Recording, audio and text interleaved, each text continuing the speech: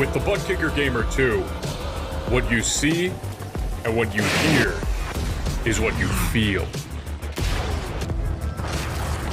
Butt Kicker. The future is feeling.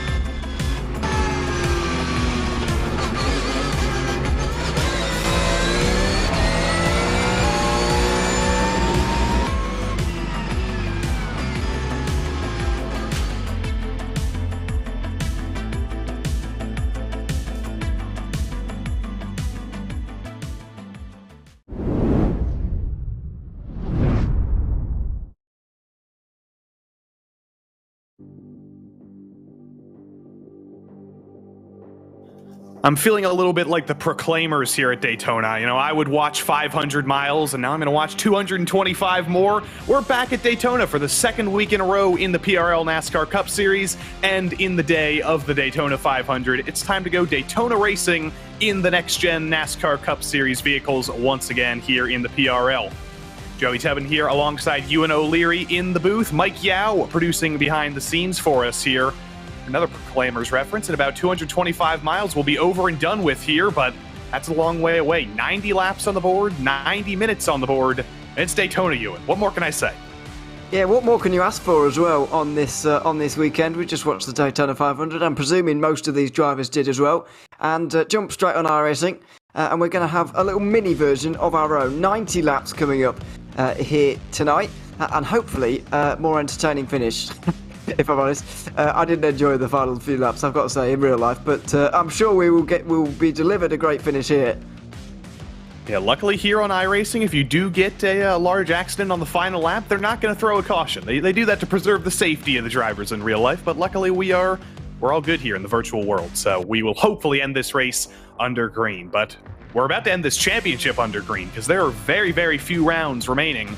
Daytona here, this is our second in the Daytona doubleheader after the road course race last week that Abner Acosta dominantly won.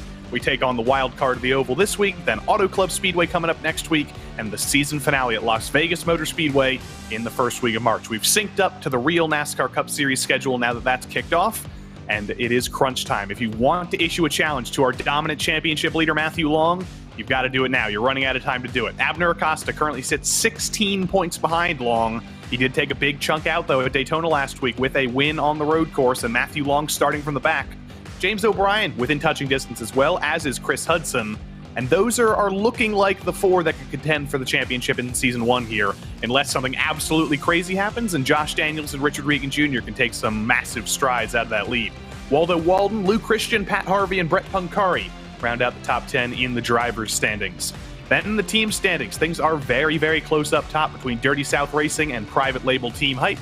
Only 7 points separate them at the top. That has widened a little bit. It was as close as tied earlier this season, so they have been absolutely matched at the hip. Love Racing, they're pretty lonely in third right now, but they've still got a shot. SGE, they occupy 4th and 5th and 7th, as they've been split by YS Motorsports Yellow. Aerokinetics has jumped up quite a bit up into 8th, and you got second YS Motorsports squad with YS Motorsports Black. And then it's Private Label Team Hype Black, their secondary squad with their secondary drivers. Qualifying will be underway here in a matter of moments here at Daytona, but before we can go any further, we have to thank all the people who make all of this possible. Of course, first and foremost, it's the VCO, the virtual competition organization, helping us out here at RaceSpotTV and helping make every single Precision Racing League broadcast possible this season and every season. This coverage is also brought to you by Advanced Sim Racing. Owned and operated by passionate sim racers, Advanced Sim Racing designs and builds the sturdiest and most durable aluminum profile racing simulation cockpits available in the market today. All PRL members also get a 5% discount on ASR products using the Precision5 coupon code. Then from Advanced Sim Racing, it's Racebox Sim Racing. Racebox offers mid and high-end button boxes for sim racing enthusiasts, from the casual gamer up to the most meticulous sim racing driver. Competitively priced and carefully handcrafted, their button boxes are an enjoyable addition to any sim racing setup. Visit raceboxsimracing.com and also get a 5% discount, also using the Precision5 coupon code. And then from Racebox, it's RaceLab. It's RaceLab apps, and they help you to improve your driving skills. With modern overlays, race statistics, and native VR integration, you can get the best out of iRacing. Start using it now for free at racelab.app. This coverage is also brought to you by The Butt Kicker. Butt Kicker products provide an incredible immersion and realism to every game. Feel every nuance and truly put yourself in the driver's seat with The Butt Kicker. And new for this season, Mechasim Hardware. Mechasim Hardware is a small company from the Czech Republic, and their goal is to produce high-quality sim racing hardware. If you're looking for a high-end pedal set, handbrake, or sequential shifter, visit Mechasim Hardware's eShop right now to get you up to speed and check them out. And even newer for this season, it is a new sponsor in the PRL, Moradness. Moradness is a performance lifestyle brand motivated by motorsport and founded by professional race car driver Daniel Morad. For more information, visit moradness.com. And last but not least, back to familiar territory, it's NinjaTrader. Ready to compete against the financial markets? Of course you are. Sporting over 60,000 users across the globe, NinjaTrader provides award-winning trading software and brokerage services. NinjaTrader is always free to use for advanced charting, backtesting, and trade simulation. Visit ninjatrader.com to get started with a risk-free trading simulator and start tracking your performance. And just like that, your life can change, and we're back at Daytona. Qualifying currently underway here. You know, that is a lot of sponsors to read through, but that just tells you the Precision Racing League is on the up and up. Fields are bigger and stronger than ever. All the sponsors are interested, and Trent Dinkel's back in the field at Daytona. Absolutely. Great to see him back again after being or going so close in a number of championships and having great success as well in the PRL NASCAR Cup Series. Fantastic to see him back out there. But as you were running through the championship standings there a moment ago, I was just thinking, Joe, about how important this race is really. How difficult it is to stay up there at Daytona, staying out of trouble and getting the points on the board. It is really hard. And I remember this from a couple of seasons ago when it was really, you know, the chase for the playoffs between a few people in terms of points. It got really interesting here at this circuit. It's going to again here. As you mentioned, there's 4, maybe 6 drivers involved, but you know, any one of those having an issue today, and I think they'll be right out of contention, really. It is always difficult to, for one, make it to the end of the race at Daytona. Surviving, that's your first order of business. But actually winning a race at Daytona, you're going to be hoping you're like Matthew Long here, and you've got a few teammates in the field at Dirty South Racing to help you out. Byron Johnson, 2 names that were in the Daytona 500 today, added up, make them Byron Johnson. He puts the first lap time on the board. Matthew Long waiting a little bit longer, riding up high to build up speed. Times are starting to flow in. Matthew Long's prepping for a big lap. Needs a big lap as well. Championship leader, of course. 4 wins so far this season out of the 7 races. He's been having a good time of things. But that's what it's all about here at Daytona. There's not a lot to it, really. It's not like a road course qualifying around there. It's very, very different indeed. All about building up the speed and then just staying as close to the double yellow line as possible, taking the shortest route, and hoping that you've done enough, really. It's not like qualifying you see at many other NASCAR tracks. When we go to the shorter tracks, the short tracks to be specific, Martinsville, Iowa, sometimes it's that first lap that is faster, but at Daytona, at Talladega, at the super speedways, you definitely want to build up as much speed as possible. This is the place where it really helps to know the tricks. And it helps to know that there's a lot of palaver involved. I knew it wouldn't be long, would it? I'm going to try and refrain from saying that too much, but I reckon we will see a palaver at some point between some of them. Trent Dinkel up towards the line using the famous apron run towards the line, and that is good enough for second by the looks of things. Front row for Trent Dinkel. He's currently sharing that with Waldo Walden. A great run there for Waldo Walden, who's shown a ton of speed this season. Unfortunately, just as I say that, Josh Daniels breaks his heart and goes to pole. First lap for Matthew Long, understandably. Not very quick. He was spending that whole lap just building up speed on the high line. Now Matthew Long takes it down to the bottom, just tries to ride the yellow line, keeps as much momentum as he can, as smooth as possible with the wheel. See if our championship leader can go for a pole this season. That would be his second pole of the season. It's been Abner Acosta and Richard Regan Jr. who have taken the majority of the poles this season, but Matthew Long, with a 16-point championship lead, he knows that the best way to avoid trouble at Daytona is just to be ahead of all of it. Yeah, it is slightly bizarre to see the championship leader only with 1 pole out of 7. That is quite rare, but Matthew Long might be able to change that here over the line, and it will be third by the looks of things with that lap time. The 28 moving up to third, just ahead of Trent Tinkle, very close to Walden, but not quite able to get in front. And you're absolutely right, staying out front, staying out of trouble is probably the best place to be, especially in a race as short as this one. 90 laps really isn't actually that long. Richard Regan Jr.'s been on pole 4 times in the 7 races this season. It's not going to happen this time, though. 11th for Richard Regan Jr. That is going to be disappointing by his standards. Disappointing for Abner Acosta as well, down in 14th. Joe Hoggard, his run comes to an end. He's not going to make it to the line.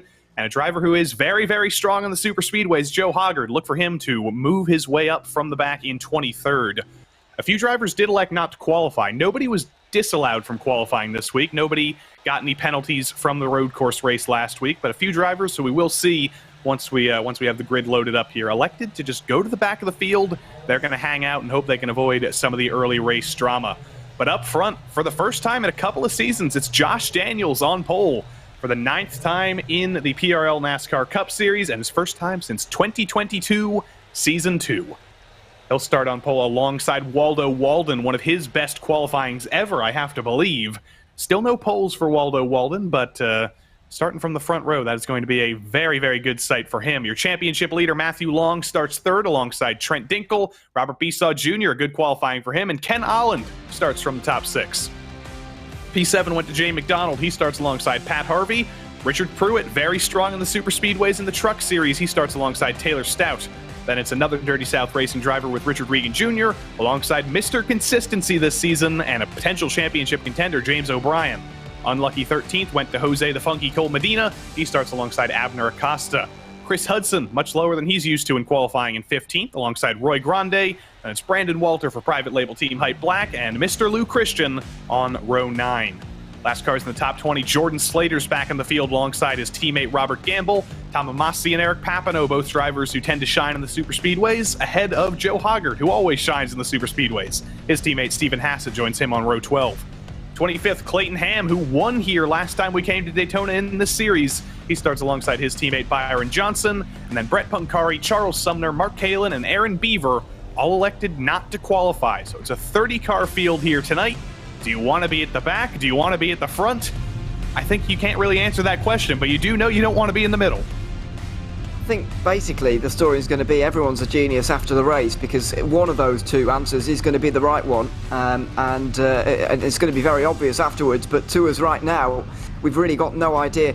I would go towards the front, certainly, but the hard thing about that, of course, is that you've got to have the pace to be there, not only in qualifying, but also you've got to be smart in the early moments of the race as well, to stay up towards the front, so that's harder. And I think that's why some people do elect to hang out at the backs, just because it takes less skill to be last, so that you can stay on the back and avoid the incidents. But I always find that when you do that, everybody else sort of calms down a little bit when they realise the top contender's doing that, and then eventually the top contender is forced to go through the field anyway. The intensity gets ramped up, and they get caught up in the incident anyway because they're in the mid-pack working their way through. So I personally don't think hanging out at the back is the best idea. Just race as hard as you can all day long and hope. You've got to hope quite a lot of the time at Daytona. It's become a little bit of a tradition over the past couple of seasons in the PRL NASCAR series to predict the winner of a super speedway race using a random number generator. I don't believe I did this last week, so let's get it out of the way here. The number 77 right away, instantly spun. The random number generator says our pole sitter Joshua Daniels will be the winner after tonight. That may be a damning indictment, though, because the random number generator has never been right, but our pole sitter, Mr. Josh Daniels, certainly hopes that's the case. We ride on board with Brett Punkari all the way at the back of the field. One of the biggest fields we've seen all season long. It's dwindled a little bit over the course of the season. The road course, of course, was not the most popular round for some of our drivers. Some of them were We're busy watching the Clash and watching the Super Bowl and watching some other things, but we are ready to go racing at Daytona here. The iRacing sedan pace car pulls off onto pit road, and Josh Daniels takes us to green.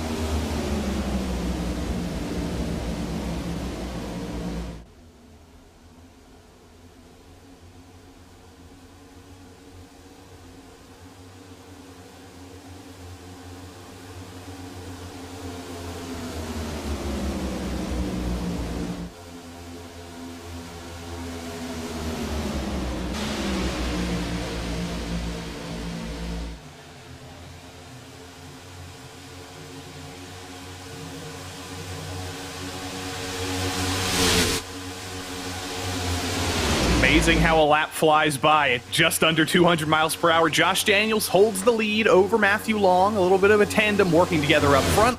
Waldo Walden manning the top line, though. Pat Harvey joins him. Taylor Stout, James O'Brien. It's basically even between the top and the bottom. Yeah, the bottom line off the start was very, very strong. Had a lot of pushes there on the inside line. Very eager for some of those on the outside to get down there as well. But now we're starting to see a bit of motivation on the outside line. Some ducking out to try and benefit from it, like Robert Bissau Jr. Some looking to duck to the inside. We ride on board with Trent Dinkle, one of those able to benefit from all the pushing on this inside line. Robert Bissau Jr. up to the high line. Trent Dinkle slots into his slot, slots into third behind Matthew Long for Dirty South and Josh Daniels for Love Racing. Trent Dinkle for Private Label Team Hype is a pretty lonely boy right now. His teammate James O'Brien's a couple rows back. His teammate Abner Acosta's even deeper into the field. Trent Dinkle hoping that he has some friends to join him up front. Mark Kalin, bad news for him. He elected not to qualify. He stayed at the back of the field, and he has already lost the draft. So we're only 2 laps into this race, and Mark Kalin's already hoping for a caution. Certainly is, but it's not a disaster this early on. There will be a caution today, surely. There will be a caution today, and he will be able to benefit from that, even if he is, dropping a lap down. He'll be able to get the lucky dog and go around. So should be fine for Mark Kalin, but just has to hang on for that caution. And we'll just see how hard these guys race and see how early it's going to come. I do think that it is going to take a while. We're going to get, a good green flag run under our belt, but after that, we could well see the real intensity start to be ramped up, and from there, it gets very, very busy indeed. Robert Bissau Jr. still loading up the top line, leading the top line. The driver out of New York hasn't won a race in the PRL since 2021. He's hoping that Daytona is the place he can finally do it. Trouble for Tom Amasi. He has lost the draft as well, but he's quite far behind the field. I imagine there may have been a little bit more trouble there. He might have got punched out of line, but that's 2 drivers already who have lost the draft, and that's still 4 drivers up on the top who are desperately trying to make that top line work, and it is just falling apart. It really is. They're really outnumbered drastically here, and they're just going to get freight trained by everybody on the inside line. Single file running down on the bottom there, and the 4 up high just getting absolutely nowhere. And when you see that when you're on the inside line as well, there's absolutely no incentive to go up and help them. James O'Brien inching his way forward in that red and black number 33. There's only 1 car between him and his teammate Trent Dinkle now. So what does James O'Brien do here? Can he displace of Ken Holland, who's running higher than he has all season? James O'Brien wants to find his teammate, and his other teammate, Abner Acosta, isn't far behind. It's always helpful to have teammates at Daytona to help push you and to push into glory. Now the outside line starting to get somewhere. A nice push in towards turn of 1, but then around the bend, around turns 1 and 2, it just, falls back with the longer route that they have to take out of there. They will get a slightly better run onto the backstretch now, but it's a real struggle for them even now. Sounding like Tom Amasi did just lose the draft normally. There was no contact, there was no issue. He just fell to the back and lost the draft. So bad news for Tom Amasi, but just like Mark Kalin, he's hoping that caution comes very, very soon and very, very quickly. Top line still trying to build up. You see Luke Christian at the back of this front pack trying to decide, do I go with the top? Do I go with the bottom? He elects to go back up top and hope that those 4 cars can build up a little bit more momentum, because right now they've lost out to Holland, and they're just barely keeping alongside James O'Brien for 5th. There's a second bit of an outside line here beginning to form up, so maybe they can provide some assistance to the top here, but I think that, some of these drivers like Luke Christian just beginning to wonder whether this is the best idea, but they don't want to abandon the friends that they've made up here, because those drivers will remember if you abandon them up top there. And so he does want those friends later on in the race. Of course, there are no friends in the very last lap, but he will want those friends for at least a little bit longer. Still a long way to go here. Doesn't want to abandon the new friends he's made up top here. You saw a teal car going down to the bottom. That was Brandon Walter again joining his private label Team Hype teammates. Teamwork is already in effect here, and we're not even 20 miles into this race yet, and the teammates are already trying to find each other. This is the best run the top has had just yet. Still led by Robert Besaw Jr., getting a little bit of a push from Waldo Walden. Unfortunately for him, the best push he's ever gotten is only going to get him up to 3rd, but they are building up momentum. More and more cars joining that top line. Robert Besaw Jr. might just be turning things up. It's no coincidence that this line is beginning to get momentum as it's got 2.5 times bigger, because that's what you need. You need the assistance behind. It is beginning to waver, but look at the pushing on the outside. You just look at how much closer the cars are to each other. That's really helping, and the inside line need to get a little bit closer together, a little bit more organised if they want to hold on to the lead that they have. And notice the teams in the top 4 on the top line. Robert Besaw Jr. for SGE, then Walden for SGE, Harvey and Christian for SGE. It is an SGE esports fest up top. There's a couple of Aerokinetics drivers as well. There's a couple of YS Motorsports drivers joining up at the back as well. But those SGE esports teammates, especially in these super speedway races, they always seem to find each other, and they're doing a pretty good job linking up here. Well, there's another reason why Luke Christian didn't abandon the 3 up top there, because they are teammates after all. Those 4, will have instructions to stay with each other almost no matter what here on this start. Obviously, things will get a little bit more complicated later, but for now, don't abandon each other. Help out your teammates where you can, and just make use of the fact that you have teammates in this pack right now.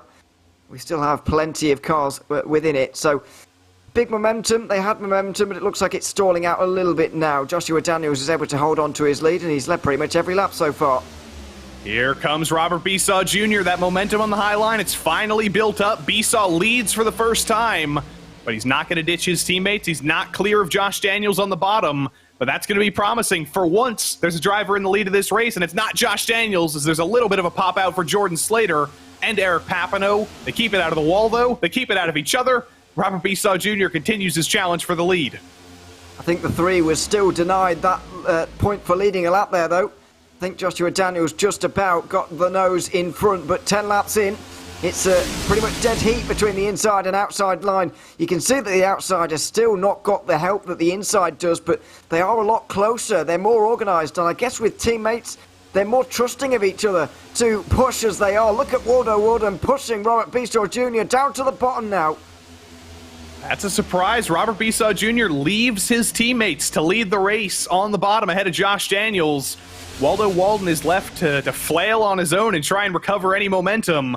But to the lead, Robert Besaw Jr. flying solo. He's going to lead on lap number 12. I think it was more of a case of trying to block Joshua Daniels, who's now trying to make sure that he's not going to get blocked in. Now, does Besaw Jr. head back up to the top? He does. So it's a case of blocking now for Robert Besaw Jr. He wants to take charge of this race. He wants to control it from the front, but not going to be able to. It seems that plan has failed already. He's back to his teammates, and Daniels is back to the lead. Doing a little bit of the Dale Earnhardt Jr. move. Which lane do you elect to block? Do you go to the top? Do you go to the bottom? Besaw chose to go back to the top, and that has not worked out for him, at least in the micro here on the short lap. Josh Daniels retakes the lead. See if they can build up any more momentum on the top. Richard Pruitt goes up to join the top line in the back of that line, but he almost got into the wall as well. With these open setups this season, you think about super speedways, you think about flat-out racing, you think about full throttle, but there's still some drivers getting tighter than others in this pack. Certainly is, and I think it is one of the overlooked parts of the Daytona 500 and any racing at the Super Speedway at Daytona. Car setup and car handling is very important. It does affect you, maybe not as much as it would around other circuits, I'll give you that, but it is still important at this race, and it does determine just how much you can push the car in front of you and get pushed as well. And at the moment, it looks like Walden, one of the best cars for pushing someone else. Robert Bisor Jr. Owes both of his laps led so far pretty much entirely to Walden, in my opinion.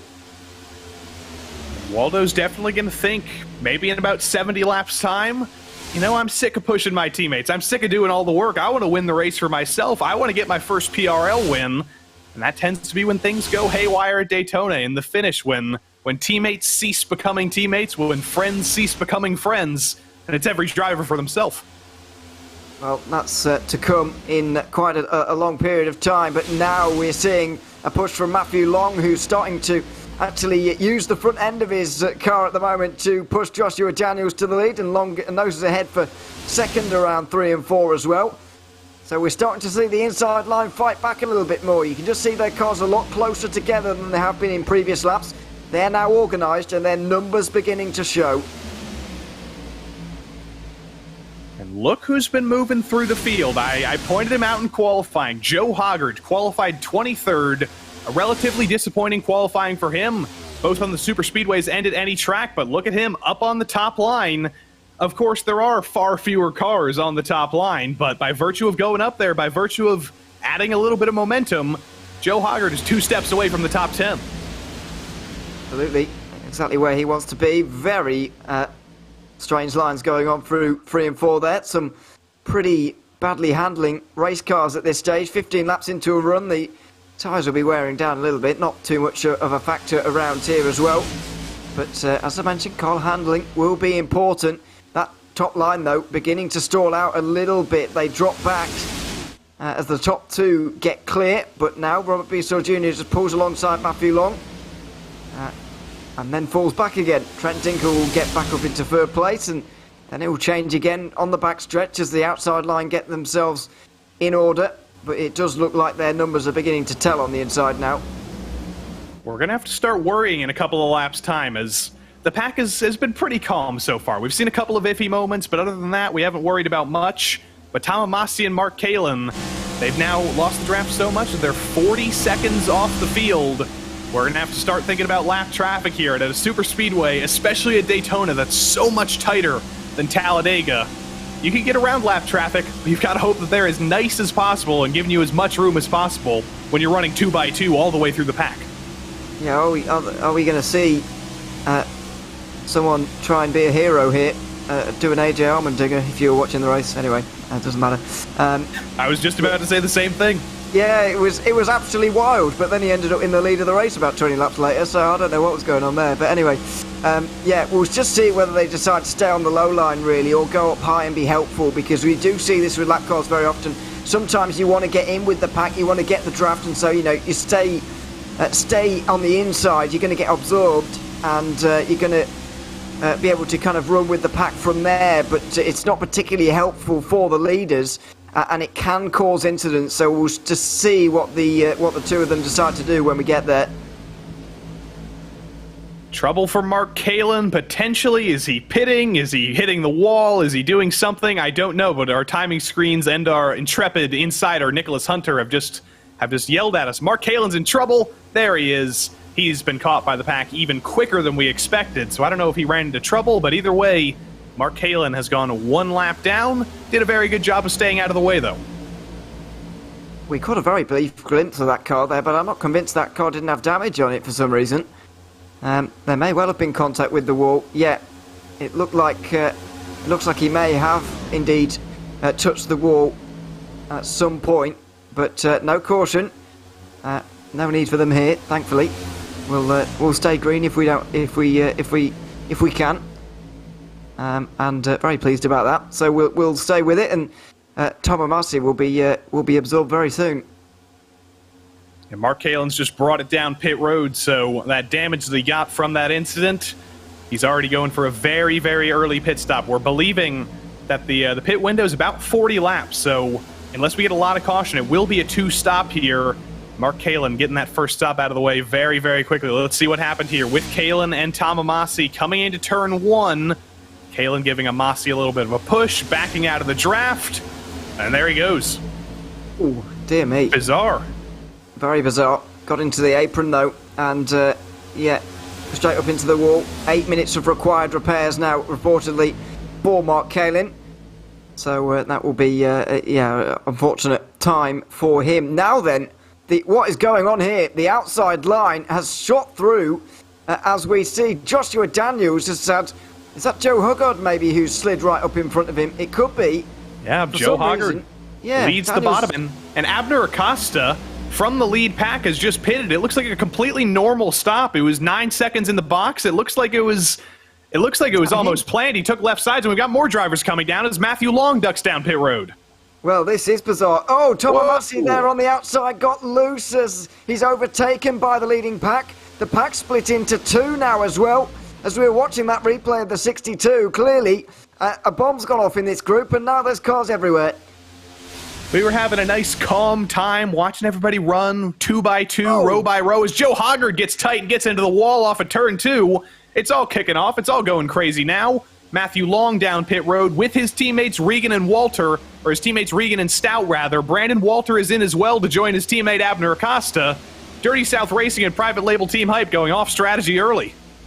Very much off strategy as well, but there's only 5 of them doing that right now, which is very bizarre. We saw, small groups working in the real world, but I don't think they will here. We've got a very big group of leaders out front right now, of about, 23 leaders? Well, mate, it's a bit reduced from that, actually. It's 14 leaders now, with Tom Amasi in there as well. So there's 15 of them in one long line here, in a single file line, organised, versus 5 of them working together further back for those 2 teams. So they are going to be organised together with the likes of Acosta, Long and Regan Jr. there. But there's just not very many of them compared to this big leading group who are on the normal preferred strategy.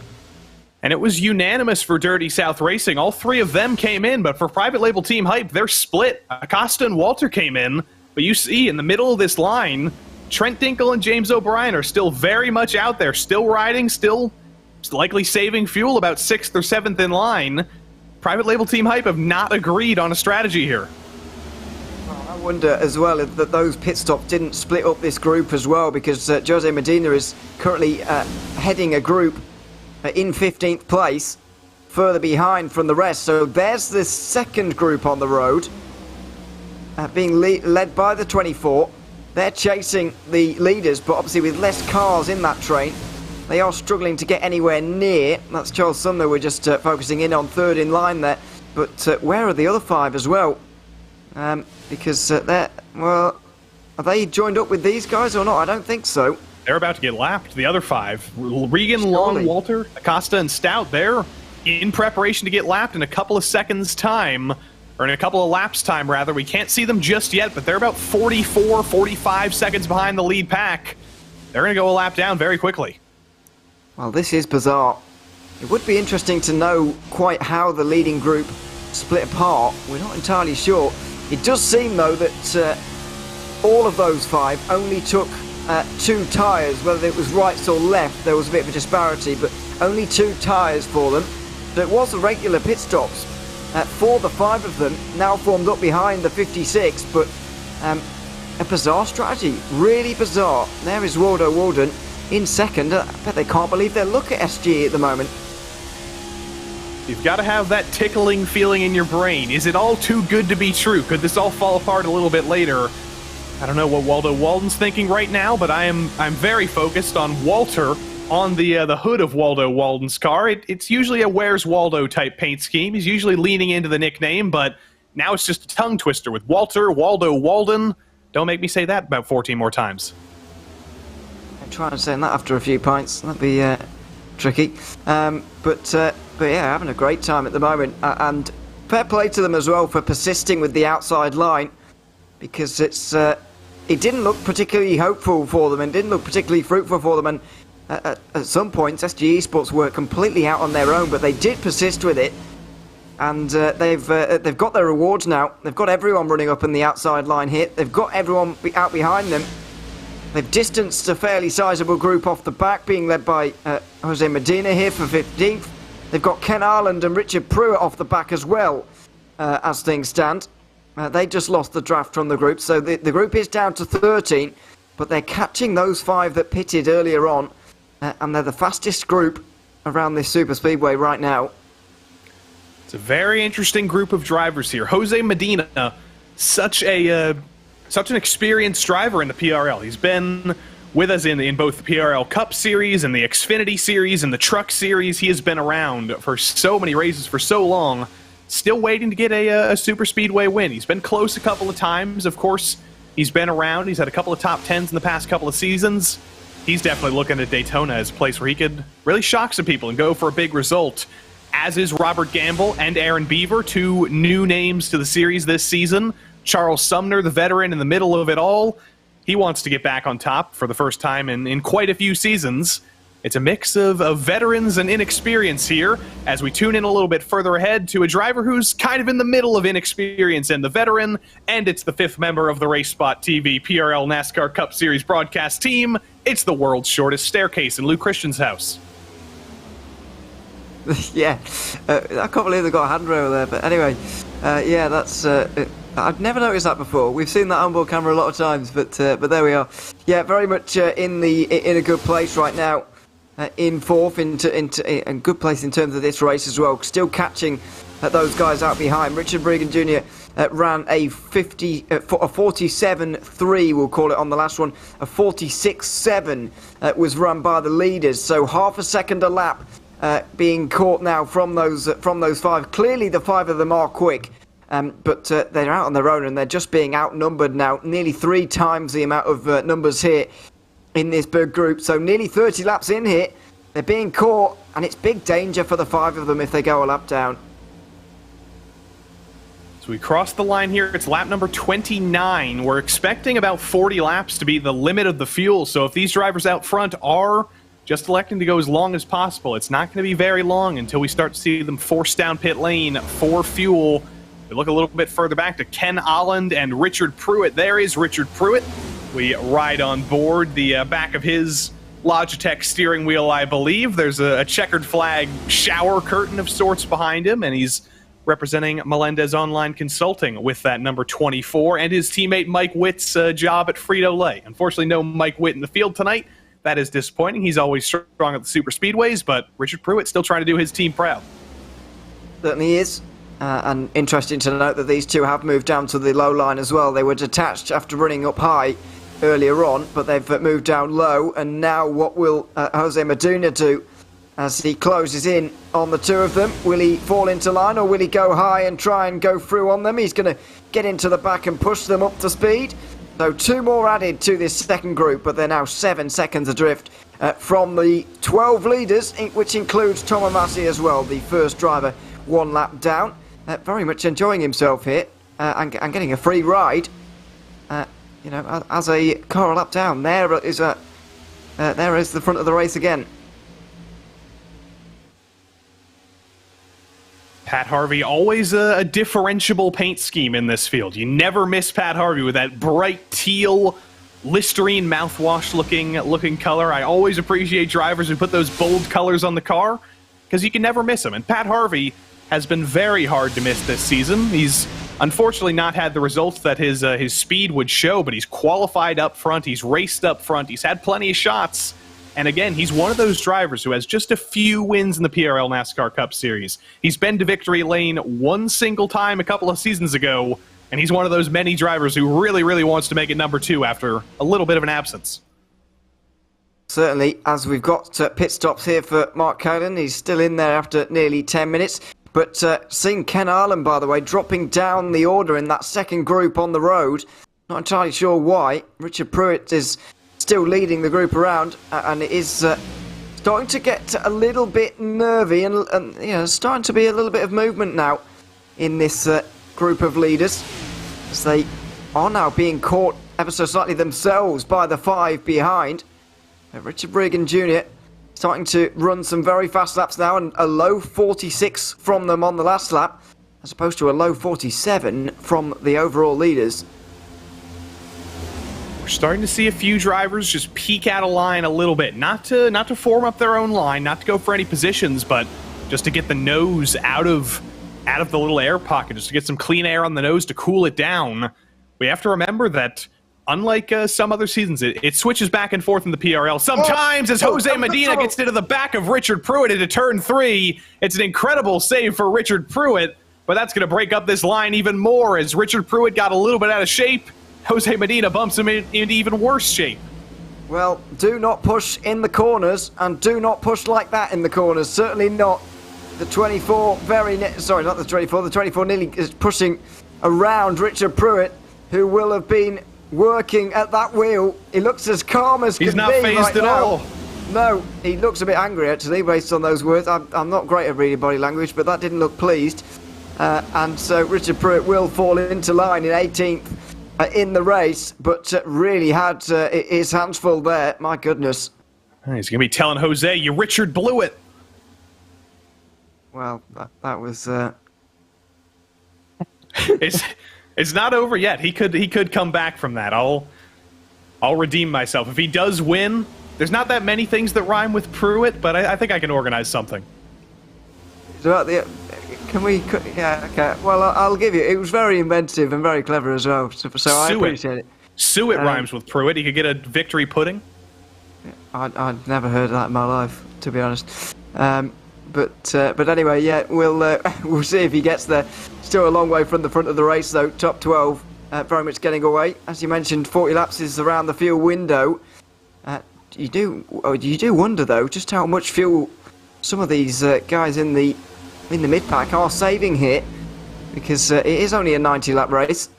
Surely a one-stop is going to be too much of a stretch, but it's going to be worth it saving the fuel. And the next action really is going to be when these guys come down pit lane, and we'll see where the group of 5 are. They're not being caught by quite so much anymore, but they are still 42 seconds from the front of the race.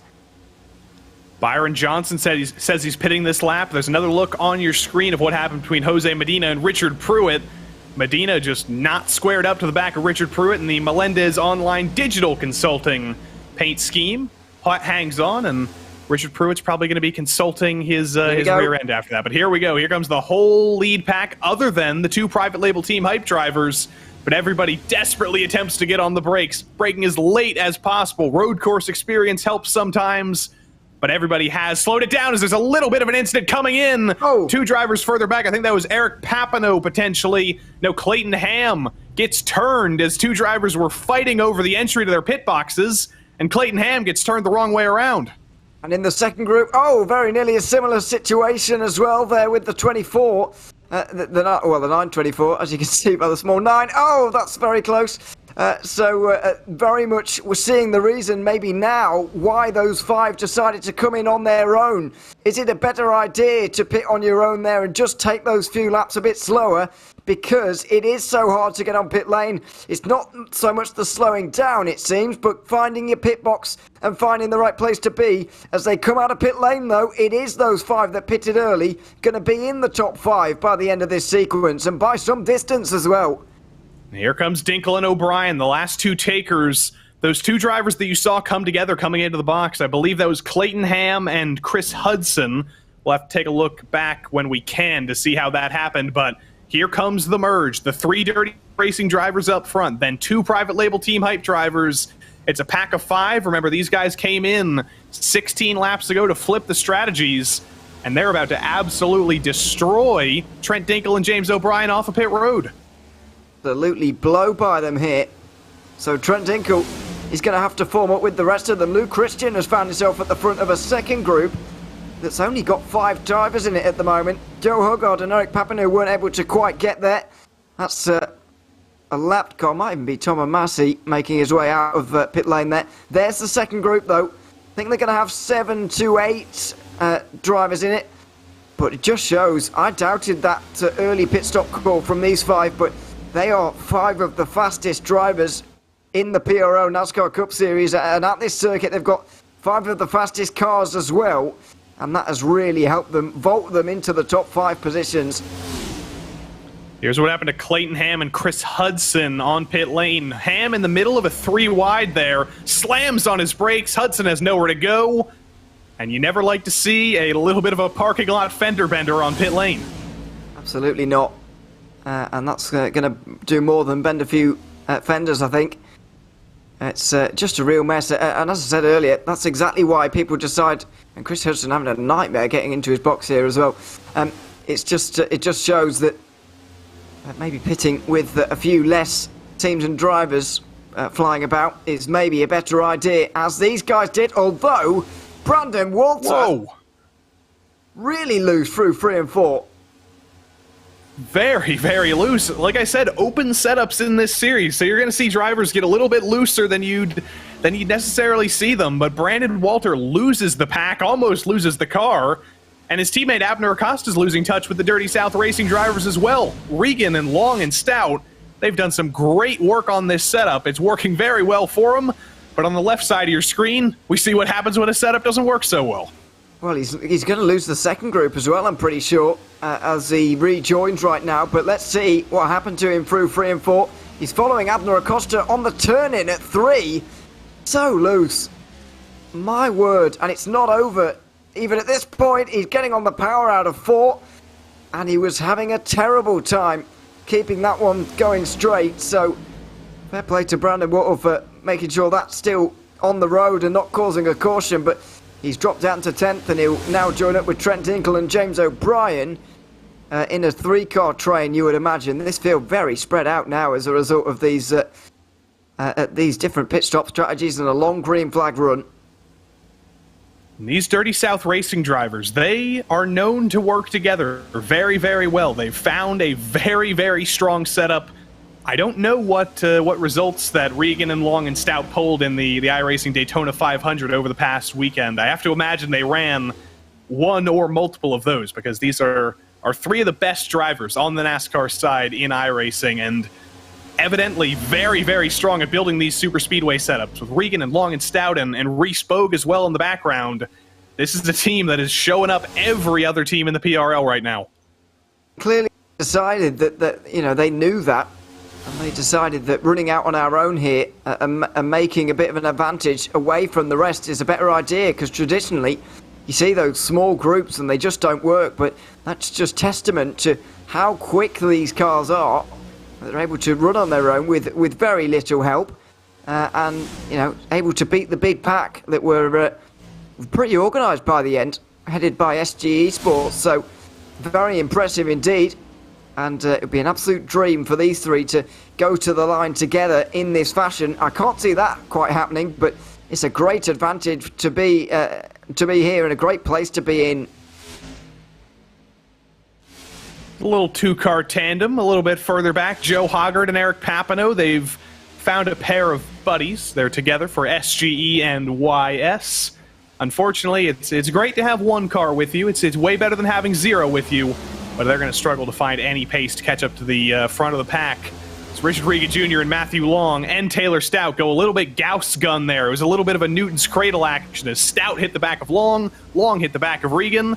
You don't often want to push the pusher, but when your teammates who are as closely linked as these guys, they're getting away with it.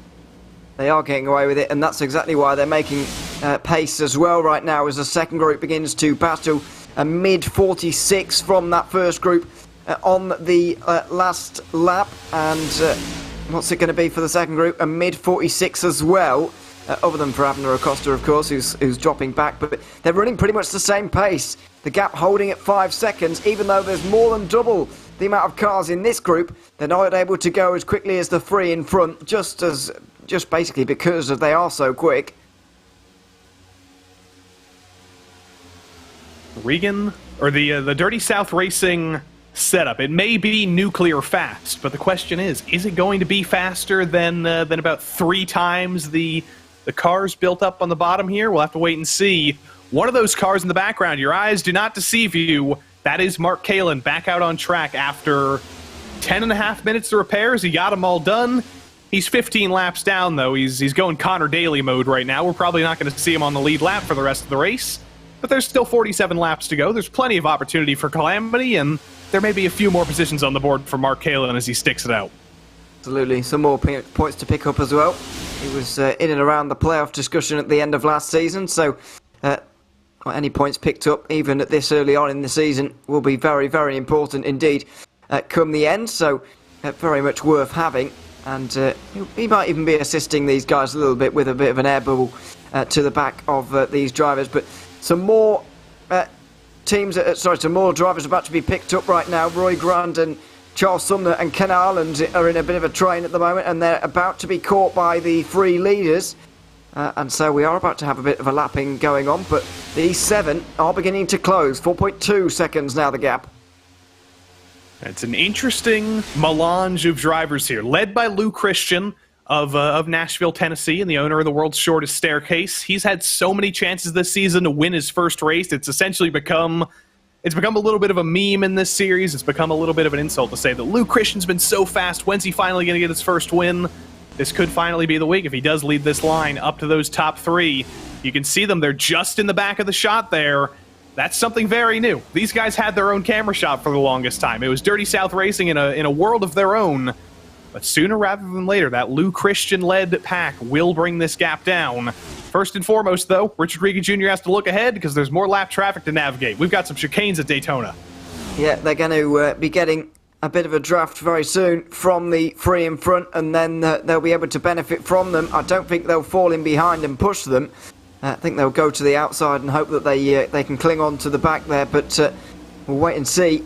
It could all fall well. I have to say, though, halfway through this race, green flag the whole way through so far, and it's been very, very enjoyable. I've got to say, this is the kind of racing that, in my opinion, NASCAR has been missing since, well, stage racing was introduced, if I'm honest.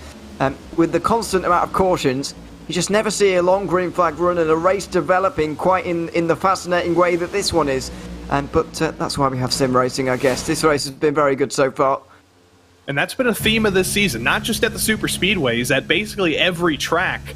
We've not had the start-stop races that we've had in previous seasons at times, at basically any track in any of the PRL NASCAR series. The Truck Series is a development series. That's had a few races like that, but in the Xfinity Series, in the Cup Series, we've had very, very long runs and very, very interesting strategic races. And I think that just goes to show that the level of driving in the PRL is as good as it's ever been. It's better than it's ever been. Of course, there's a lot of drivers who have been in this series for a long time, but they're joined by a lot of new drivers who have just brought the level up higher and higher and higher, and the drivers themselves continue to get better and develop.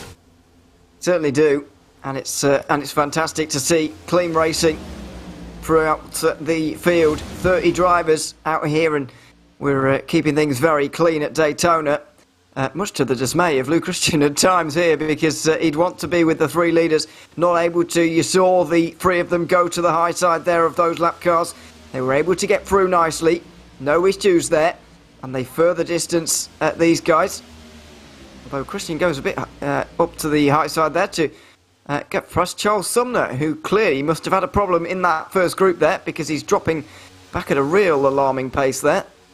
Charles Sumner getting swallowed up. Lou Christian, like I mentioned, that's kind of the meme of the season. It's always kind of a backhanded compliment when somebody calls you one of the most improved drivers or one of the most improved people. If somebody called you the most improved commentator, you'd probably think, wow, does that mean I was bad at commentary before?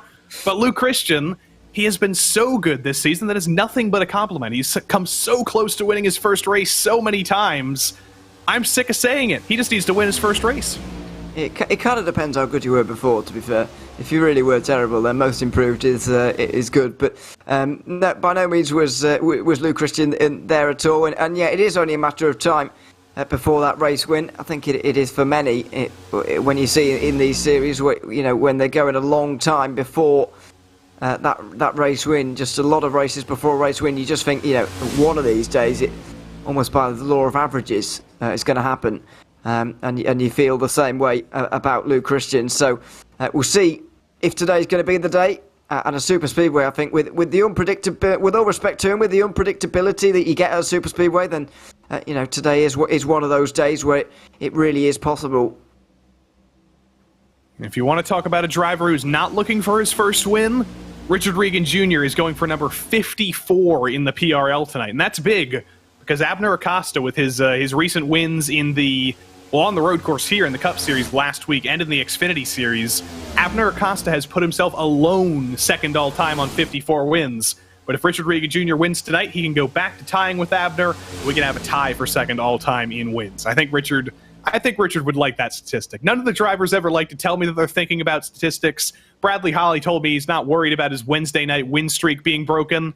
But you do have to think about those numbers when they get mentioned. You want to be second all-time. Absolutely. I can't believe it from the drivers, to be honest, but it is certainly something nice for us to talk about in the commentary booth. We do enjoy it. We do enjoy a statistic. I do get the feeling that maybe it does bother some drivers sometimes about these statistics, especially when they're not particularly in favour and about those win streaks being lost as well. I do wonder whether sometimes it does bother them a little bit. But he's just going to be focusing on this race from here at this stage, not worrying about records right now. Maybe after the race that can come. Yeah, I couldn't tell if Richard Regan Jr.'s feet were just not moving there. He was just full throttle, or if that was just a frozen camera. That's kind of a mystery, because it's Daytona. He's full throttle the whole time. He's not doing much footwork, but was he that smooth? Is he that robotic? Is he that inhuman? That's a mystery. Yeah, it's there's not much to do in terms of the throttle pedal around here. If we saw the pedal cam of someone in the pack, or if we get Richard Regan Jr. in the pack at some point today, it would be much more interesting, because you will be able to see the modulation that you do have to go through. And this is a view for Chris Hudson. One hand on the wheel, almost not a care in the world right now. A realisation that this race has not gone the way he wanted today. And these guys are actually, by the way, being caught by the leaders quite alarmingly. And they are going to be next to get swept up by those three leaders, if indeed they don't pit before they get there, because they can't be that far away from needing another stop. Have you ever had a Krispy Kreme, Ewan? No. Was it crispy? You were expecting me to say yes then. You were supposed to say yes. I wanted to do the TikTok. I wanted to finally do it. Oh, I'm a bit too much of a boomer to know what that is, I think. They sell Krispy Kremes at like the Tesco Expresses over there in the Britain. So maybe we have to change that. We have them. I've just not eaten them. Yeah. We got to change that, because every single time I see Chris Hudson on Sunday nights, of course I'm thinking about Krispy Kreme donuts. Of course I'm getting hungry, but I'm always thinking about that old lady on the TikTok. I don't know what her name is, but I think we need to give her some props here, because that is just living rent free in my mind. Am I the only one that doesn't know what the hell that is? I don't actually have TikTok downloaded, but the most popular stuff floats to the surface. It gets on Instagram and YouTube and whatever, and evidently it gets on RaceSpotTV as well. Well, it has now, courtesy of you. I don't think any other RaceSpot commentator would have brought it to RaceSpotTV. If I'm honest, very very cultured guy, Joey is, by the way. Of course. But surprising knowledge of British TV shows as well, as I've learned. But anyway, that's a story for another day. But yeah, it's I have no idea what you're on about, to be honest. Well, Trent Dinkle is just he's so calm down there. He might as well be on Country File. My word. That's a reference that most of the people watching may not understand what the hell's going on. I'm playing to my audience here. We've got two commentators who are so kind to stay up tonight. Mike Yao and Ewan O'Leary, our producer and commentator, staying up until the deep dungeons of the night across the oceans. You got to play to the crowd a little bit while we're waiting for stuff to kick off in the race. And I'm pretty sure Mike told me that he's driving across the country in about 6 hours. So, yeah, that's not ideal. But into the pit lane, I thought this was a replay for a second, but this is live pictures of Trent Dinkle, James O'Brien, who were running together and coming into the pit lane. Brandon Walter, interestingly, in the pit lane as well, but he's really fallen away after that real loose moment that he had all those laps ago. It's very much time for the final pit stops of the race. Yep, here we go. 35 laps left to go. Dinkle, O'Brien, Walter, Slater, Sumner, Olland. That is the receipt from pit lane, or from pit road, rather.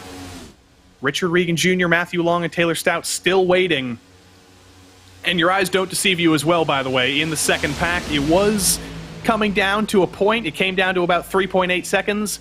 It has absolutely doubled with Lou Christian at the lead of that pack. They've just not been able to build up the speed needed. They're going to have to bring it down in some other ulterior way, whether it's a caution, whether it's pit strategy.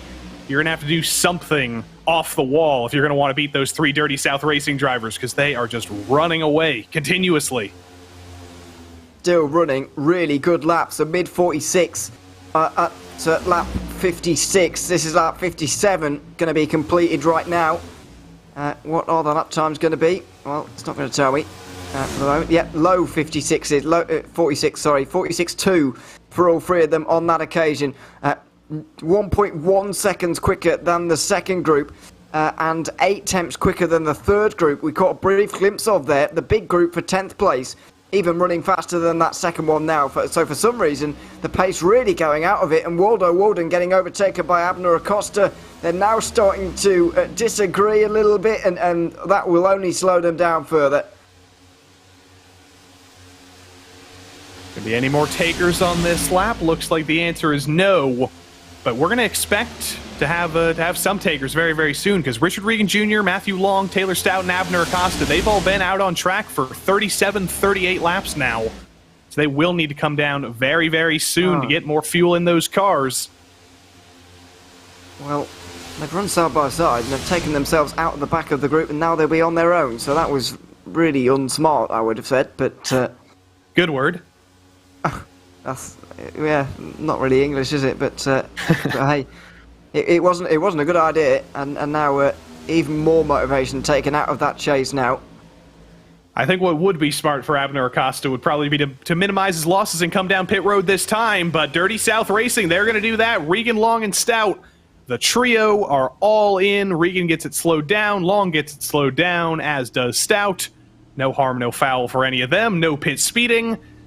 It's all under control right now for Dirty South, but we know at Daytona, when you feel like you're in control, that probably means you're not going to be in control very, very soon. Well, all they had to do there was just to hit their marks and make sure that, everything went absolutely fine there, because they have a big lead and will be taking full service on this occasion, you would imagine. See a replay here of something happening to the 99. Walter, again, he had trouble earlier with a little bit of a loose moment coming through 3 and 4. Has exactly the same thing happened here. Let's see, 4th in line there between Jordan Slater and Charles Sumner, coming into 3. And there it is again. More trouble for Brandon Walter. Word. So loose, that 99. Too loose, I would argue. I don't think that's too much of a contentious thing to say. Far too loose for my liking there, and really struggling.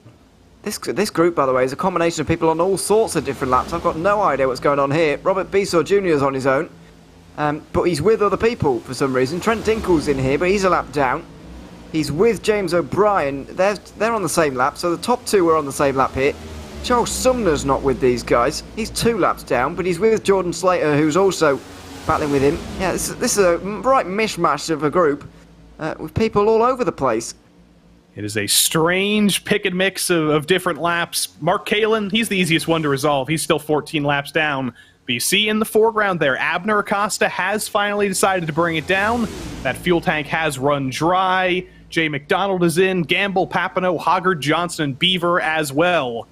So with exactly 28 laps to go, you can make it on fuel to the end here. But some drivers are just electing to stay out for as long as possible, hoping that fabled caution finally comes out, and that'll be their ticket to potentially issuing a challenge to Dirty South. Well, quite possibly, but they are already on the lead lap, or staying on the lead lap, I should say.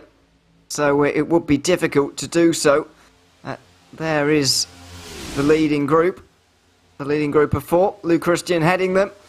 It's going to take them to 28 to go. He is going to be able to take them quite a few more laps here. I do reckon they'll be able to do another 20 laps here. But it's just a case of whether the caution will come out. When everyone's running single file like this, you would, I wouldn't bank on it, certainly. Here's the far more confusing pack, so I'll do an explainer here. James O'Brien and Trent Dinkle are 1 lap down. Jordan Slater is 2 laps down, as there's Abner Acosta on the apron trying to recover from that pit stop. He's going to get back out on track, and he's not going to catch up to these guys. So Abner Acosta is in big danger right now. He has no help. He's all on his lonesome. The guy who needed big points to make up in the championship, suddenly he's in danger of falling out of the top 10 in his lonesome. And Matthew Long's in the fight for the win. Yeah, Matthew Long's in the fight for the win. Acosta not having a good day. James O'Brien's going to be falling down. Chris Hudson had that incident on pit road. Joshua Daniels stuck in a group further down. Richard Reagan Jr. is staying in touch, but he started the day at 45 points behind Matthew Long. So it does seem that Dirty South Racing taking absolute control of not only the team's championship with this performance, but certainly the drivers as well with Matthew Long. I don't know how big of a fan of American Pro-Am sports car racing PR Lou Christian is, but if he was ever entered in a Sean Heckman lookalike contest, he'd win. I don't know who that is, but I'll take your word for it.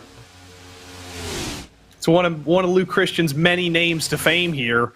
He's still hanging it out, and Josh Daniels has joined the fray as well for Love Racing, so it's a multi-team effort here, led by the 2 Bowen cars. Still only 28 laps on this stint, though. There's no chance they can make it to the end of the race, but they can still make it 10, 11 more laps. They don't even have to start thinking about pitting yet. They can still hope that caution comes out. They are going to have to. It's been quite a while for them out there so far in this stint. They're coming up to 30 laps in this stint now, and for them to be able to do 55 laps on a stint is way too far. So they're not going to be making it to the end.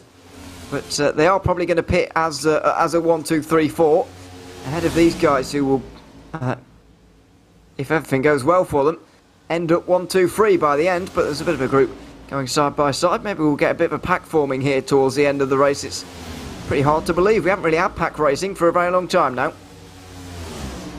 So I'm starting to think right now about these 3 drivers. Now that they've all made their final pit stop, now that they can make it to the end, if there is no caution, how do you beat Richard Regan Jr. if you're long or stout? How do you pass your teammate? How do you win out of this threesome?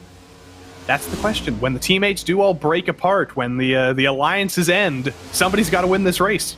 Well, yeah, this is what I'm wondering really about this group, because they are all teammates. So how hard are they going to fight over this with a very tight teams championship? They can't afford to crash into each other to try and win this race by any means. So what are they going to do?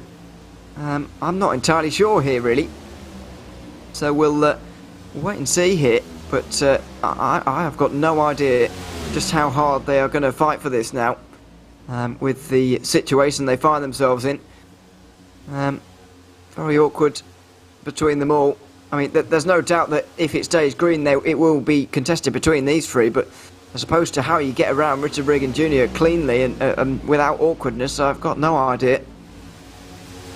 You know, while we wait for the rest of our leaders to come in, I think it's about time. It's been long enough. We got to tune into the Brett Punkari show a little bit further back. Back at 11th, elected not to qualify, still hasn't come in for his last stop, so he's a little bit out of position. But after starting from the back of the field, if we do get a caution, if it does play into his favor, Brett Punkari is another driver who has a ton of super speedway experience in this next-gen car. And I do know he has a camera up. I know we get a chance to look at that beautiful Brett Punkari basement. We'll see what he has hanging up today. He's had... Oh, I've just heard in my ear that Brett Punkari's camera has gone out. I was hyping it up so much. We've had curling t-shirts. We've had memorabilia before. We've had models. And Brett Punkari's let me down right as I was about to give him his big moment. Yeah, you really did build him up there, and he's set you up to fail. So we'll come back better than ever next week, Brett Punkari. He's going to have to, otherwise he's going to be in big trouble with RaceSpotTV by the sounds of it. Yeah, we'll tune into that next time. But that is a nice little group actually for 9th place forming right now. It's another group that does need another pit stop, along with Pruitt, Hassett, and Medina, and Hudson as well. They all need a pit stop before the end. So does Tom and Massey. And so they're all going to fall off the lead lap by the end. But they're in a decent place right now, running inside the top 10, running some of the fastest laps out there right now, but it's no surprise to see where the 3 fastest laps of the entire field are going, despite being one of the smallest groups. Taylor Stout is kind of the odd one out of this group. Of course, Richard Regan Jr. would have been a championship contender this season. Ran into some bad luck, though. Ran into some trouble, and it actually didn't make the race at the... No, he did make the race at the Daytona road course last week. He just didn't finish. So he's run into trouble this season. He's probably not going to fight for this championship. Matthew Long, of course, is leading the championship. Taylor Stout has been around. He's had some great results. He's got 2 wins of his own in the PRL in history. But on his return season to the PRL, after a couple of seasons off, he's been the third one out for his teammates. And what better place to show up your 2 teammates than at Daytona? Well, it would be a great result for him to do that, but whichever one of these 3 wins today, if it is indeed one of these 3, then I think the other 2 can take great credit and great pride in that victory. It's been a real team performance for them to, seek out this strategy right from the start of the day, know that they were going to do it and execute it in the way that they have. I feel like even if it doesn't come off, it's absolutely fantastic. It's been a great drive from them as Robert Bissell Jr. comes in to the pit lane from 5th place and will drop behind them now, so they'll all be promoted a place. But yeah, it's been absolutely fantastic from Dirty South Racing, the idea to employ this strategy, execute it absolutely perfectly as well. It almost doesn't matter what happens for the rest of the day now. It's been a great performance. So now the Bissell's come in for SGE. Are his teammates about to follow him this time around? The answer is no. Christian stays out, Harvey stays out, Walden stays out, as does Daniels. So it's all on his lonesome on pit road for Robert Bissell Jr., and it's a very, very long stop. I think Robert Bissell Jr., after coming down pit road on his own, I think he's also just sped coming in. May well have done. Yeah, it's a very long stop. So clearly something has gone wrong there as... somebody else making their way out the pit lane and making some of the others go around. But these 3 could be presented with a problem very soon in the lead, because they are catching up to a very big group there, fighting amongst themselves. They have got themselves into line now, and I think Abner Acosta is one of them in that group. But there they are. You can see them through the front windshield of Richard Regan Jr. right now. And that group is going to get very, very big now. And Richard Pruitt's been having some internet issues, so he might be an extra worry for some of these drivers, but they were 2x2 for the longest time. They were running a little bit of a pace lap up there. Richard Regan Jr. is certainly hoping that they catch that pack before, or after rather, after everybody comes in. As we round turn 4 this time, is anybody going to come in this time? No. Richard Regan Jr. still in danger, still desperately hoping that in the 3 or 4 laps left of fuel that pack has, he doesn't have to deal with any of them. He's going to be hoping so, but let's not forget that only 5 or so will actually be pitting. The rest of them will stay out there, so it will remain a little bit of a train, although not everyone can make it to the end here. So that will be something to note. Unless I'm looking at a different group there. Maybe I am. I think these all can make it, actually.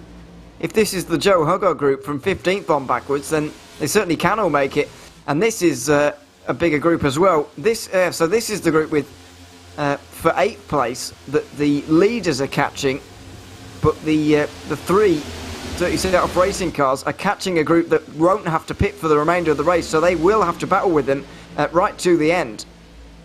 That is going to be a big talking point, but here comes our leaders, Christian, Harvey, Daniels, Walden, and just about everybody else from that pack behind, or from one of the other packs on track. There's about 4 different packs on track right now. Huge lockup from Christian. There were some flashbacks there for Chris Hudson. That was almost the 2nd time he's gotten hit on pit road. Absolutely, and I'm not convinced Christian slowed that one down in time for the cone. Oh, and he's had to reverse into his box as well by the looks of things. Robert Bissell Jr., by the way, was going 80 miles an hour at the cone. He certainly did have a speeding violation and a speeding penalty to serve down on pit lane on that occasion. As the 3 leaders are going to change, they roar through the tri-oval section and they go into the lead. Joshua Daniels and Waldo Wondham make their way out. They'll be on the apron. The 3 leaders will go through very comfortably, but in a very big group. And all of a sudden, with 16 to go, it's got a lot more nail-biting than it was earlier on. Jay McDonald almost went AJ Allmendinger mode there. He was thinking about blocking up the top to hang on to that last spot in the lead lap. Eventually, he thinks better of things. He gets back on the bottom, runs in line. But could that be could that be the move for some of the other YS Motorsports drivers? For Clayton Ham or Joe Hoggard, could they elect to just clog up that top line and hang on to their lead lap spots? I think they are going to stay down low, although they are desperately trying to stay on the lead lap. I think Joe Hoggard getting a huge push, and he is going to block. Oh, very close. Reagan there had to and he takes his teammate with him. Contact. Goodness me. Joe Hoggard, indecisive, tried to block up the top, tried to go back down to the bottom, and hits his teammate. They both save it, but in the process, that has taken both of them out of contention in this pack. Yeah, it might have taken all of the rest of it. Might have been the best thing that happened to those three leaders there, because they may well be able to actually get away from that entire pack now somehow. And Clayton Ham, our defending PRL Cup Series winner at Daytona, he's not going to be able to go 2 for 2. He has lost this pack. Hoggard has actually just barely been able to hang on. He found himself a slot in front of Charles Sumner, but both of them running into each other and giving Richard Regan Jr. some flashbacks. I remember earlier this season, I think it was at Michigan in round 2, Richard Regan Jr. had a shot at the win, came up on Clayton Ham, and they came together. It almost happened again. We almost had another initiative, or whatever I'm trying to say there, in that rivalry between Regan and Ham. I'm not sure what word you're looking for there either. Neither am I. I can't help you. But yeah, it's a good group here now. They have all managed to stay together. I thought the three would be able to get away, but just seemed that Byron Johnson was able to hold on to a bit of slipstream there and connect the two groups back together. So will they all stay in one line to the finish here, or will it get a little bit more interesting towards the end? Well, towards the back, there's already a little bit of looking happening. Just testing the waters, really, to see if anybody will actually go with a move on the outside here. These three, they've not been able to pull away. Byron Johnson and Jay McDonald have done a great job of sticking with the Dirty South Racing drivers and sticking with that pack. They're probably not going to be able to make a move on them. They're probably not going to be able to get their lead lap spots back, but that is somewhat promising for some of these other drivers. If we do get a restart somehow, you can at least stick with the draft. You can, but then again, there's only 9 cars on the lead lap right now. And with a caution right now, I guess we get 10 for the restart, but even so, it's not very many. We've seen a lot of cars one lap down here at this stage, and we're about to put another lap down here as well by the looks of things. Another one running down on the bottom. Not sure who it is from quite this distance. Could be Mark Kalin. It is. So the 62 going to go another lap down, 16 laps down, but the fact that he stayed in the race has given him 2 places on Ken Ireland and Roy Grand, as well as it might give him the place on Clayton Ham as well. Yeah, we're not allowed to do math in the booth, but Mark Kalin is 16 laps down. Clayton Ham is 4 laps down. We got 12 laps to go. By the end of the race, I think that means Mark Kalin will just barely pass Clayton Ham, who did Alt F4 after that little incident. So that could be 1 extra point for Mark Kalin. This is a little bit of a duck below the apron for McDonald, or for Byron Johnson, rather. And also, I almost saw Jordan Slater coming down pit road, but I think he had a spin off of turn 4, and he was just recovering down there. Something was happening there on the exit of pit lane. I don't know what it was. Oh, it was whoever this is coming out of pit lane. I think it's That's Tom Slater. Massey. Oh, it's Slater, okay. Yeah, well, I don't know what was happening there, really, but back underway again now, and we stay green. First, 80 laps pretty much of this race now have gone green, and we may well get an entirely green flag race. This could be the moment. Gets onto the apron and slams into the wall, but we stay green again. Kept it pointed straight, but he was just trying his best. He thought we were still in last week. He was trying to take the road course coming into turn 1. Well, absolutely. To be fair, that was even a bit quick for the road course on the way in there. But yeah, final 10 laps of this one. Still no caution. That's why they put that. That's why they put that chicane in the NASCAR Daytona road course, because you don't want those extra high speeds coming into turn 1 with these brakes that are iffy at times, even with the newly designed systems in a more road course-esque car. You just saw Abner Acosta in the background peeking out to the top just a little bit. It may have been just to get some air on the nose, just to cool things down. But Abner's definitely thinking right now, how do I get back on the lead lap? That's my only chance right now. If we do get a caution and I get waved around, that's my only chance at making up any points on Matthew Long. Because right now, again, by my calculations, with maybe wrong, that championship gap between first and second, between Long and Acosta, it's going to go from 16 points to 26 points with 2 races to go. Yeah, and it might well be an unassailable, well, not mathematically unassailable, but it might well be morally unassailable for Abner Acosta to be able to bring that one back. It will be very, very difficult over the final couple of races here in this season. Yeah, we'll see. But not a good day for Acosta. The best he can get as well from this one looks to be 10th place. He is now starting to make some moves though. But Jay McDonald up in front here does want to make a move on Byron Johnson just in behind. You can see now the 7 of them getting very close indeed. Well, the 8 of them even getting very close indeed. They want to make moves on each other, not only for that 10th place, but also for the battle for the race lead as well. And we are going to see some pack racing to end this one off, I do think, even in a smaller group than what we maybe expected at the start of the day. There's 6 minutes left on the clock, so if we do get a caution, it's going to have to come very, very soon, or else we do risk ending under time and under caution.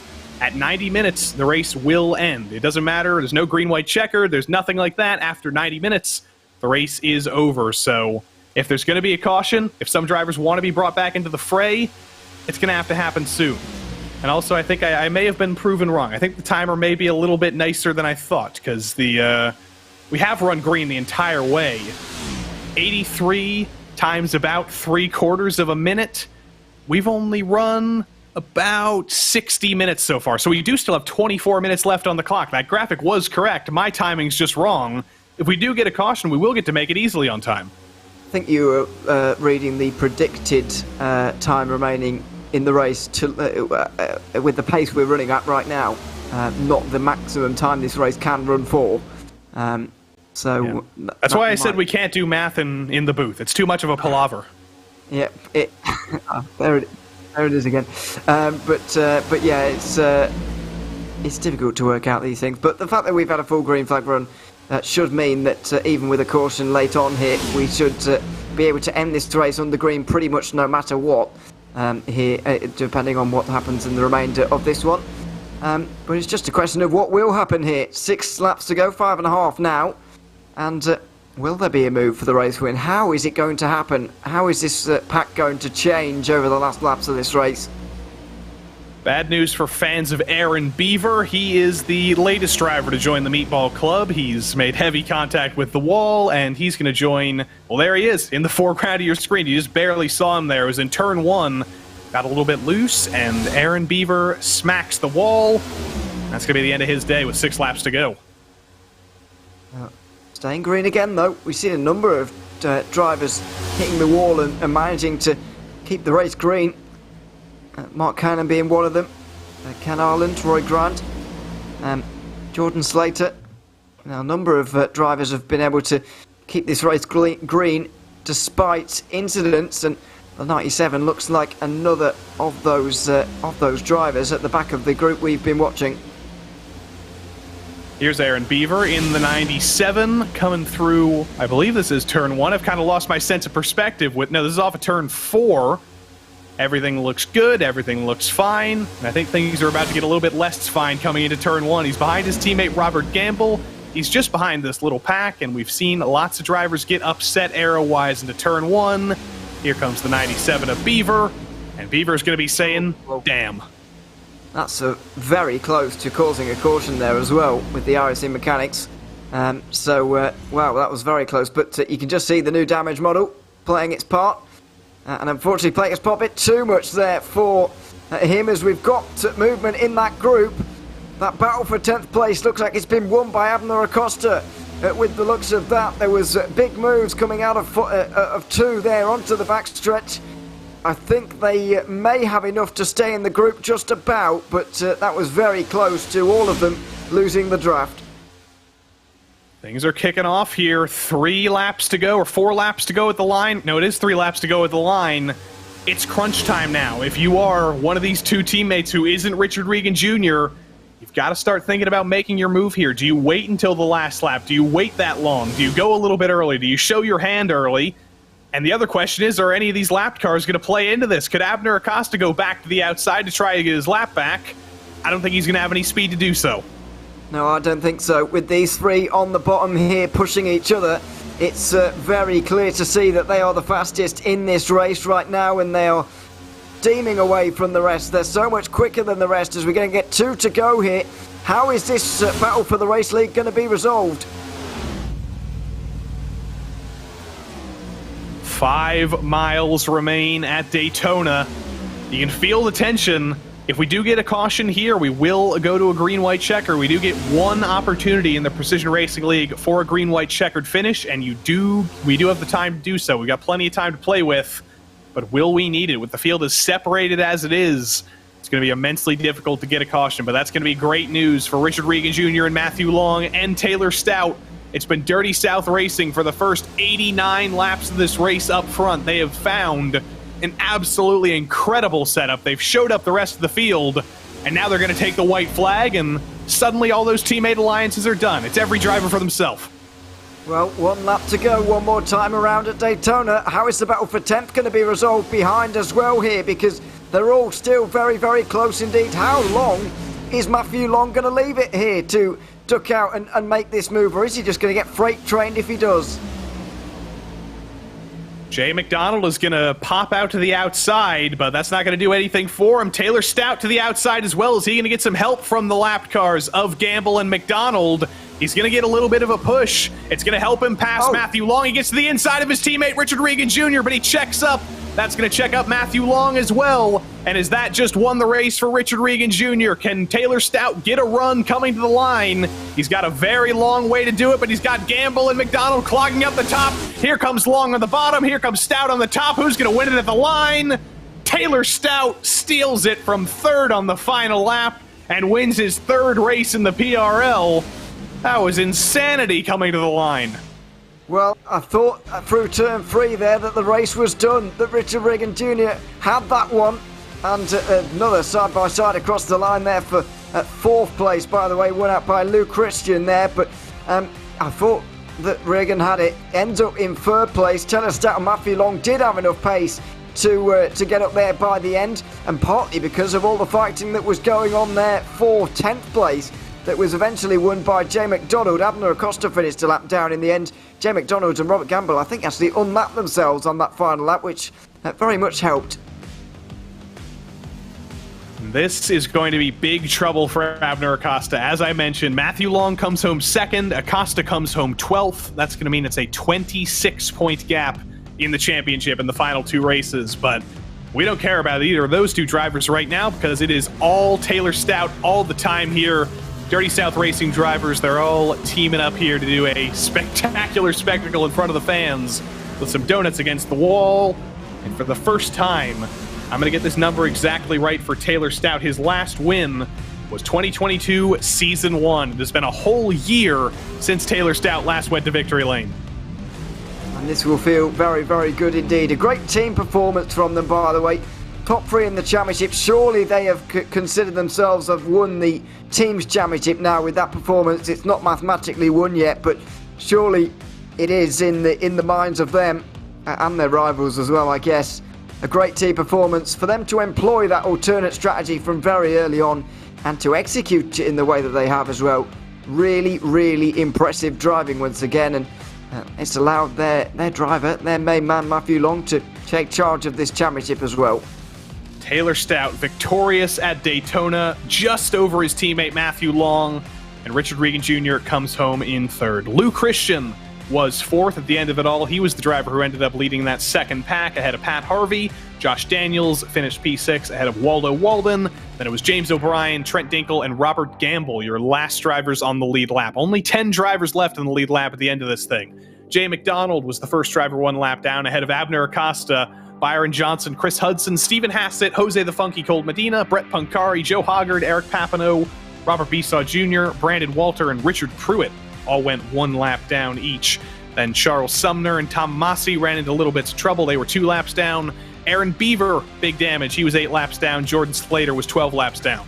Mark Kalin was able to bring it to the finish and beat Clayton Ham to 27th place. And then we get into the used car lot of cars with heavy damage. Clayton Ham did not make it to the end, nor did Ken Holland or Roy Grande. 30 cars in the field at Daytona tonight, and they were led by who else but Taylor Stout. Unfortunately for us, though, Taylor Stout is fashionably late. His 2 teammates have shown up before him. I think Matthew Long has just gone to recover him from victory lane to get us an interview, and there he is. Taylor Stout, 3rd in line coming to the white flag, and you beat your teammates to the line. Talk us through it. Oh man, what a run. You can hear it in my voice. Still kind of excited. It's all sort of a blur there at the end. We go into these things, so we're going to be the fastest team out there.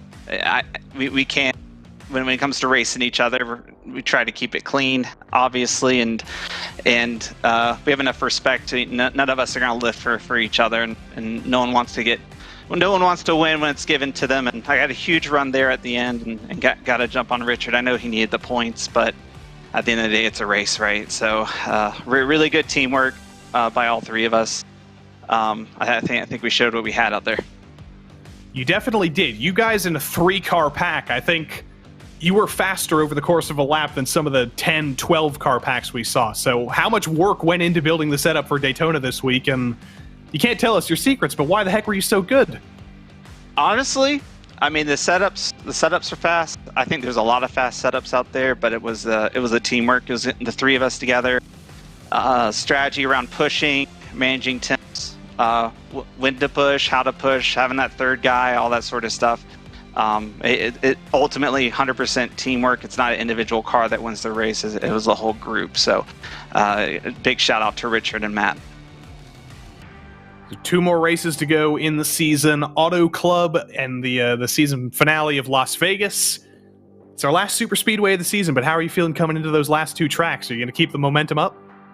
I think so. At least our team will. Obviously, Matt, Richard, crazy fast. I'm more of a super speedway guy. A little not much of a short track, not much of a driver. But with Richard and Matt, with the type of steps we've been putting together across our whole team, they're in it every week. So we have huge momentum going into it, especially from a team perspective, and looking forward to what we have to offer. Well, congrats again, Taylor, and congrats on your 3rd win in the PRL. Thank you. Taylor Stout, your victor tonight over his 2 teammates. Coming up next is his teammate Matthew Long, and he's with you and O'Leary. Yeah, Matt Long, welcome to the move. Good to have you here. It was an interesting one. 3 teammates coming to the line. What was your thoughts on the final lap there? It's always awkward battling with your own teammates. How was it on this occasion? Awkward is probably the best word to describe that.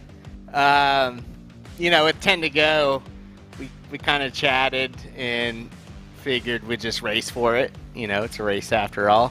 Plus to hopefully give you guys a little bit of a show after seeing single file all day. So, yeah, but when it came down to it, honestly, I was just going to stay in line there. And I know Taylor took a big run and kind of got into it in 3, and I checked up real big, and then coming to the line at the end, had a little gap on the bottom I decided I'd take and see what we can got. But, hey, at the end of the day, what a race from Dirty South. We started out, noticed the pack just wasn't moving that fast and decided to short pit, get together, and, we just all executed on pit road, executed getting together, and we're able to kind of split away. So it was an awesome race from that standpoint. Yeah, I wanted to ask a little bit about that in terms of the strategy. Was it one that you planned before the race that you were going to pit early and get out of the traffic and then just make pace while everyone else was battling with each other, or was it something that you just decided on the fly? I just assumed that you planned it all along. Yeah, we definitely did. We went into thinking if the pack wasn't going to be running that fast or that organized and weren't going to be pushing, then we knew we can be faster, even as a 3-car tandem. So, yeah, once we hit our window, we decided to come down and make that happen. Well, it certainly worked out for you guys very well indeed, and you did put on a good show for us on the final lap as well. So, congratulations to all 3 of you, and well done on extending your championship lead as well. And we look forward to seeing you again next week. Awesome, thanks. I just want to thank real quick everyone at Dirty South Racing. Bobby Anderson did an awesome job spotting for us during that race, helping out with those strategy calls. And you guys for putting on the show, and PRL for running the league. Appreciate it all. Thanks very much. Matt Long finishing in second place here today at Daytona. And it is a third of the trio for Dirty South Racing. With us in the booth now, Richard Regan Jr. I think you led something like 89 laps tonight. What more did you need in the final one? I just need a little bit of help there. I can't get too mad. I would have liked to have a little bit of help to try to block the run, but those lap cars, I'm not going to wreck a lap car, block a run for the win, so not much I could have done there. Pretty much sitting duck. Would have been nice to finally get back into victory lane in the Cup Series. It's been a while for me, but definitely nice to have all three cars go out there and dominate, beat the field by almost 20 seconds. I had the strategy in my backhand from a couple of years ago, and there's another league that Matt runs in, 100% Cup Series, and I brought that strategy to their attention last week for their dual race, and it was working pretty good. So coming in here tonight, once we started running single file like 10 laps in, and we're only going like 192 mile an hour, I knew that was going to be the way to go. So made the call to split off and do our own thing, and we're bad fast by ourselves. Well, next week it's Auto Club, and if I remember correctly, at Michigan a little bit earlier this season, another 2-mile D-shaped oval. You were on pole, you had pace to win before a little bit of a lapped car kerfluffle. Do you think that's your place to return to victory lane? I'm going to try. Hopefully I got some better luck than Michigan with the lap cars. We all know how that's been this year. I don't really got to touch on it too much. I'm sure we'll be bad fast again. We've been making some killer sets over here. Matt and Taylor have been putting in a lot of work, and we're still tweaking to figure out what I like in the car, but we're getting closer and closer every week, and I'm getting more and more comfortable with these things. So definitely hoping that maybe we can snag a win these next 2 weeks, and if not, then next season, hopefully we're competing with Matt for wins. All right, Dirty South Racing 1, 2, 3, and we'll see all three of you guys next week. Yeah, thank you. Got to give a shout out to everyone at Dirty South. RaceSpo, awesome job on the spotter stand tonight. A lot of great information. RBM, Regenboog Motorsports, Neonism Paints. You need a paint, go to facebook.com/neonism and tell them that the PRL sent you. Multiple Sclerosis Society, Jay-Z Photography, everyone at the PRL, and you guys at RaceSpot. Always a pleasure, and always the professional Richard Regan Jr. And Dirty South Racing, something about setup building, I don't understand it. It's quite the palaver, but I'm not going to get into that. We got one more driver to talk to, just because we have time, just because the race was so fast. He finished in 18th, checking my statistics, had a little bit of a scary moment with his teammate in getting lapped. Now he gets to talk to Ewan O'Leary. Joe Hoggard, 18th place here today, joining us now. Did you expect the race to pan out in the way that it did today? Because I have to say, I was very shocked that a group of cars were able to pit early, get out of the pack, and still win from there. Were you surprised about it, though? I think everybody in the back was. And honestly, first and foremost, I already privately messaged him to just publicly want to say I'm sorry to Richard Regan. I threw that block, and once I realized that it was not a good move, I bailed out of it and accidentally took out my teammate. So sorry to Clayton and to Richard. Talentless, skillless, just a Bush League move that didn't need to happen. It was just out of frustration because it just wasn't going well for me. And I just wanted to make sure that everybody's aware, like I'm sorry that I almost piled up the field at that point. But past that, no, I was not expecting this race to go this way. And I felt like I was okay in the first half of the race, and then after the first set of pit stops, trying to get back through the apron section back onto the back stretch, car wouldn't turn. Couldn't get the car to turn, lost the draft, and that was the moral of that story. There was nothing I could do at that point. And then that's when the frustration started to set in, and started driving like a rookie league. It was a very difficult race for many. I mean, it's probably the first race I've seen without a caution at Daytona ever. or at Super Speedway for that matter. Just how difficult is it though when it is so much of a long green flag run? Obviously, you have 2 green flag pit stops to negotiate, which is a bit of a problem in itself. But just how difficult is it when everyone's running in single file like that to actually start getting some kind of move going? It seemed really difficult. But how was it from a driver's perspective? So it's obviously not difficult to run around in a line. What really gets difficult is one mistake. One mistake and your race is done. There's nothing you can do to make it up. You might get lucky and catch a group that's faster than the leaders and drive you back up there, but the chances of that happen, as we saw tonight, the leaders took off and nobody could catch them. There's nothing we could do at that point. One mistake in a full green flag run and your race is over. Your race for the win is over anyway. Yeah, it's certainly a tricky situation to be in. But 18th place here today, Joe. Congratulations on getting to the end, which quite a lot didn't. So well done on that, I suppose, and we look forward to seeing you again next week. Thank you. Thanks very much, Joe Hogard. 18th place today at Daytona. And that is about it for our coverage here at Daytona. It is 500 miles in the real world, 225 miles in the virtual world, and it is Taylor Stout who ends the night on the ultimate high for the 3rd time in the PRL. But I do need to remind you, this is just the start of the week in the PRL. This is not the only night of PRL action every week here on RaceSpotTV. Of course, first and foremost, it is the PRL NASCAR Cup Series on Sunday nights, and next week we'll be going to Auto Club Speedway, same time, same place.